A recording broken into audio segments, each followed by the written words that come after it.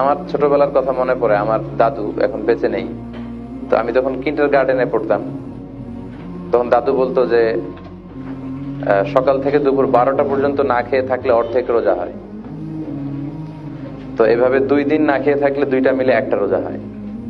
তো এইভাবে আমার মনে আছে ক্লাস 4-এ যখন আমি পড়তাম তখন এইভাবে সকালে না খেয়ে স্কুলে যেতাম, 12টায় ছুটি হলে বাসায় এসে খেতাম আর ধরতাম যে অর্ধেক রোজা হয়েছে।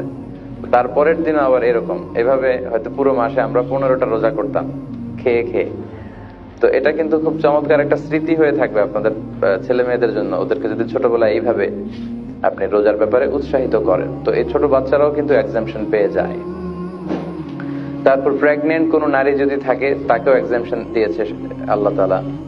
এরপর ব্রেস্ট ফিডিং মাদার, বাচ্চাকে দুধ খাওয়াচ্ছে এমন মায়ের জন্য শরিয়া ছাড় দিয়েছে, তারা রোজা না রাখলেও চলবে, তবে পরবর্তীতে কয়টা রোজা তিনি রাখতে পারলেন না এগুলো রাখতে হবে। তারপর এমন কোন কাজ করছে, এমন কোন কাজের সাথে জড়িত যেটাতে আসলে যেই কাজ করে রোজা রাখা সম্ভব না, like rickshaw pulling in summer time. বাংলাদেশে চৈত্র মাসে যখন রিক্সাওয়ালারা রিক্সা চালায় তখন তাদের কি পরিমাণে কষ্ট হয়, আমরা বাংলাদেশের যেহেতু আমরা নাগরিক সবাই আমরা এটা জানি।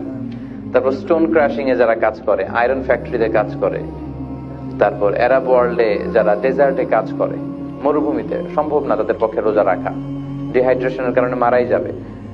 মানে they should try their level best to fast, তারা সর্বোচ্চ চেষ্টা করবে রোজা রাখার। যদি কোনো কারণে এমন হয় যে রোজা রাখার কারণে প্রাণ নাশের হুমকি, অসুস্থ হয়ে পড়বে, মারা যাবে, তাহলে শরিয়া কিন্তু এদেরকেও ছাড় দিয়েছে। তাদের রোজা রাখার চেষ্টা করতে হবে অথবা এমন কোনো কাজ খুঁজে নেওয়ার চেষ্টা করতে হবে যেই কাজ করে সে রোজা রাখতে পারবে। তো ওই রকম জব খুঁজে পাওয়া আগ পর্যন্ত তার যদি এমন কোনো কাজের পরিস্থিতি হয় যে তখন তার পক্ষে রোজা রাখা একেবারেই সম্ভব না, শুধু এই কয়েক শ্রেণী তাদেরকে আল্লাহ এক্সাম্পশন দিয়েছেন। বাকি আমাদের সবার উপর কিন্তু কুতিবা আলাইকুমুস সিয়াম, তোমাদের উপর সিয়ামকে ফার্জ করা হয়েছে। এবং অন্য আয়াতে আল্লাহ বলছে যে ফামান শাহিদা মিনকুমুশ শাহরা ফালিয়াসুমহু, যারা এই পবিত্র বরকতের মাসটি পায় তারা যেন রোজা রাখে, তারা যেন সিয়াম পালন করে।